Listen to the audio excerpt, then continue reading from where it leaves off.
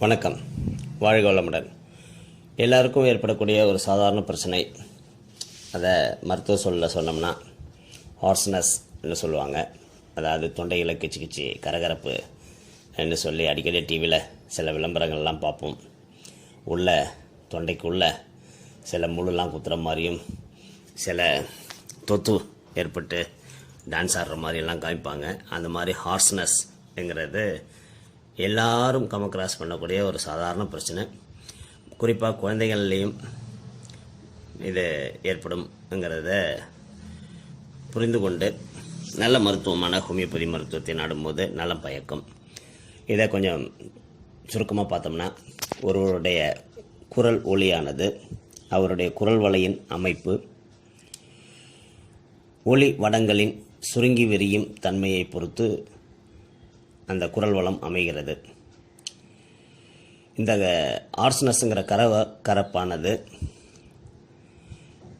அதாவது குரல் ஒலி வேறுபாடு இல்லை குரல் ஒலி மங்கல்னு சொல்லலாம்.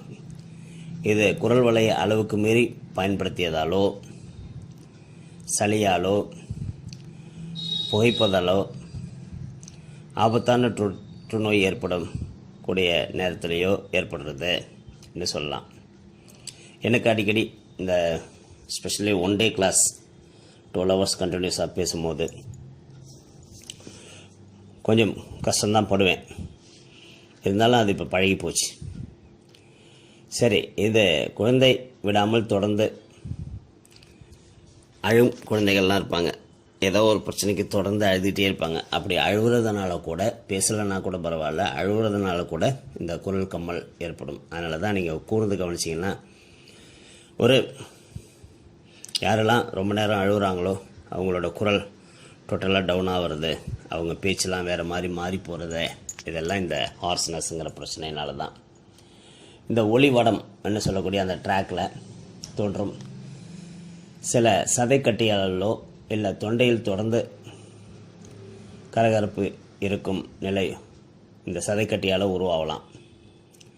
குரல் வளையில் உள்ள இரு நரம்புகளும் பழுதடைந்து விட்டாலோ இந்த கரகரப்பு வரும். அதனால் என்ன காரணம்ங்கிறத நல்லா கரெக்டாக கண்டுபிடிச்சிட்டோம்னா இதை சரி பண்ணுறதும் ரொம்ப ரொம்ப ஈஸிங்கிறதுனால இப்போ ஹோமியோபதி மருத்துவம் சில குறிகளுடன் சொல்லும் போது அதை புரிஞ்சுக்கிட்டிங்கன்னா இந்த பிரச்சனையை தீர்ப்பது மிக எளிது. அதாவது கரகரப்பு காலையில் மார்னிங்கில் மட்டும்தான் இருக்குது. ஏன்னா கல்கரியா கார்ப், கல்கரியா பாஸ், காஸ்டிகம், சல்ஃபருங்கிற மருந்துகள் கொடுத்தா சரி பண்ணலாம். அதே கரகரப்பு மாலையில் மட்டும்தான், ஈவினிங்கில் மட்டும்தான் இருக்குது. ஒன்லி இந்த ஈவினிங் டைம் ஏன்னா கார்போவிஜ், பாஸ்பரஸுங்கிற மருந்துகள் கொடுத்து சரி பண்ணலாம். ஓப்பன் ஏரில் இருக்கும்போது மட்டும்தான் குரல் கம்புது, வீட்டுக்குள்ளே வந்துட்டால் நார்மலாக இருக்குது. ஏன்னா மாங்கானம்னு சொல்லக்கூடிய ஹோமியோபதி மருந்தை உபயோகப்படுத்தலாம். ஆனுவலி கரெக்டாக அதே நேரத்தில்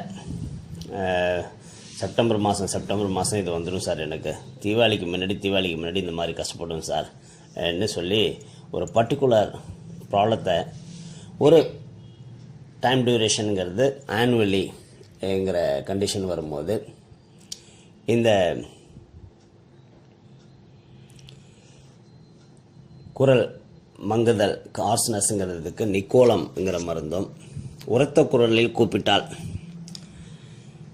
அதனால் ஏற்படக்கூடிய குரல் மங்கல்னா அமோனியம் கார்ப், ரொம்ப நாளாக எனக்கு இந்த பிரச்சனை இருக்குது, குரல் மங்கல் இருக்குது என்ன சொல்கிறவங்களுக்கு அர்ஜென்டினம் நைட்ரிக்கம், கார்போவிஜ், காஸ்டிகம், மாங்கானம்ங்கிற மருந்துகளும், பாஸ்பரஸ், சல்ஃபருங்கிற மருந்துகளும் கூட இந்த க்ரானிக் ஹார்ஸ்னஸுக்கு கொடுக்கலாம்.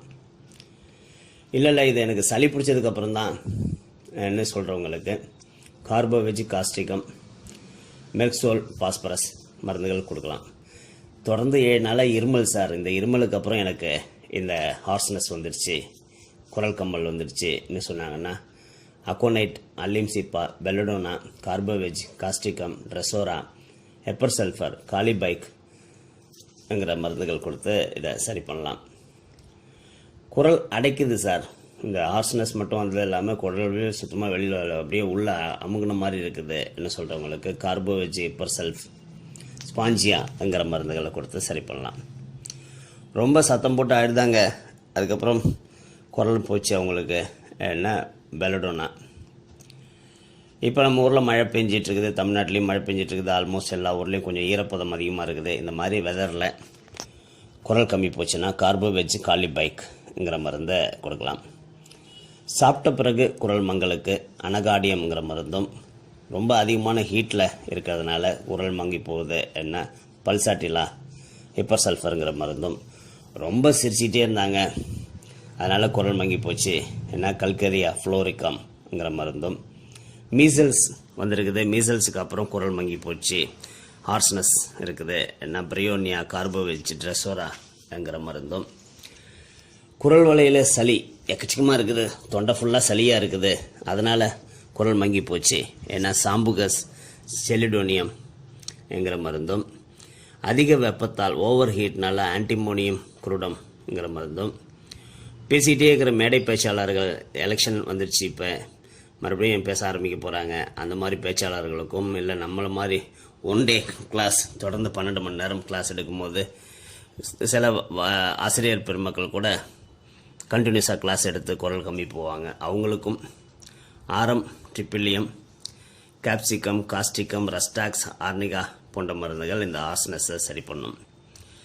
வலியால் பெயின்ஃபுல்லாக இருக்கிற ஹார்ஸ்னஸுக்கு பெலடோனா பாஸ்பரஸ், வலிகளே எதுவும் இல்லை ஆனால் குரல் மட்டும் கம்மி போச்சு என்ன கல்கரியா கார்போவிஜ்ங்கிற மருந்தும், பேரலைஸுக்கு அப்புறம் குரல் வலை பாதிப்பு குரல் கம்மி போச்சுன்னா காஸ்டிகம்ங்கிற மருந்தும், திடீர்னு எந்த காரணமும் இல்லாமல் திடீர்னு குரல் மங்கி போச்சு என்ன ஜெல்சிமம்ங்கிற மருந்தும், தொடர்ந்து பீரியாடிக்கலாக ஏற்படக்கூடிய குரல் கம்மலுக்கு நக்ஸ்வாமிகாங்கிற மருந்தும், சத்தம் போட்டு படிப்பாங்க சில குழந்தைங்க, அதனால் எக்ஸாம் டைமில் நிறைய நேரம் சத்தம் போட்டு படிக்கிறதுனால குரல் கம்மி போச்சுன்னா கல்கரியா ஃப்ளோரிகம்ங்கிற மருந்தும்,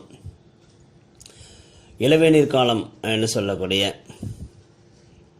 நல்ல சூழ்நிலை நல்ல சீதோஷ நிலையத்தில் குரல் கம்மி போகுதுன்னா அல்லிம் சீப்பாங்கிற மருந்தும், பேசுதல்ங்கிற ஒரே காரணத்தால் குரல் கம்மி போயிடுச்சுன்னா அர்ஜென்டினம் நைட்ரிக்கம் அர்ஜென்டினம் மெட்டாலிக்கம் ஆரம் ட்ரிப்பிலம் காப்சிகம் காஸ்டிகம் ரஸ்டாக்ஸுங்கிற மருந்தும், இந்த ஹார்ஸ்னஸ்ங்கிற பிரச்சனையை ரொம்ப ஈஸியாக சரி பண்ணக்கூடிய மருந்துகள். அதனால் இவ்வளோ ஸ்பெஷல் உள்ள பிரச்சனை என்னமோ ரொம்ப சிம்பிள் ஹார்ஸ்னஸ்ங்கிற கரகரப்பு தொண்டை கரகரப்பு, ஆனால் எவ்வளோ ஸ்பெஷலாக மருந்துகள் ஹோமியோவில் குறித்து காமிக்கிறாங்க பாருங்கள். ஸோ அதனால் நல்ல மருத்துவத்தை நாடி நலம் மீட்டெடுப்பதுங்கிறது தான் நாம் செய்ய வேண்டிய வேலை. வாழ்க வளமுடன், வாழ்க நலமுடன். இந்த மாதிரி ஹெல்த் ரிலேட்டட் பதிவுகள் உங்களுக்கு தொடர்ந்து கிடைப்பதற்கு Pondicherry homeo learning forum YouTube சேனலை சப்ஸ்கிரைப் பண்ணுங்கள், கமெண்ட் பண்ணுங்கள், லைக் பண்ணுங்கள். உங்கள் நண்பர்கள் உறவினர்களுக்கு இந்த பதிவை ஃபார்வர்ட் பண்ணுங்கள், ஷேர் பண்ணுங்கள். வாழ்க வளமுடன்.